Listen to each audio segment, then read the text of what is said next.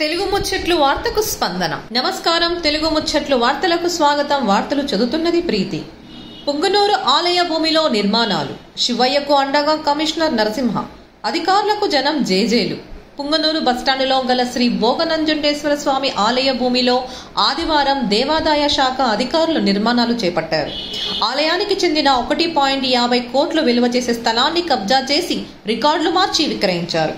దీనిపై municipal commissioner Narasimha Prasad స్వయంగా విచారణ చేపట్టి ఆలయ భూమిని సర్వే చేయించారు. సర్వేలో రికార్డులు మార్పు చేసి తప్పుడు సమాచారంతో ప్లాను పొందినట్లు కమిషనర్ కనుగొన్నారు.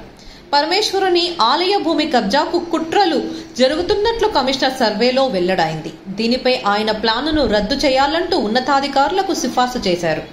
కమిషనర్ ఆదేశాలతో ఆలయ భూమిని కబ్జా చేసిన వారు షాకుకు గురయ్యారు. దేవాదాయ శాఖాధికారులు హుటాహుటిన ఆలయ ప్రాంగణంలో పునాది పనులు ప్రారంభించారు.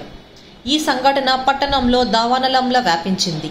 పట్టణ ప్రజలు తండోపతండాలుగా వచ్చి నిర్మాణాలను పరిశీలించి కమిషనర్ చర్యలను సమర్థిస్తూ అభినందించడంతో అక్రమార్కుల గుండెల్లో రైలు పరిగెడుతోంది.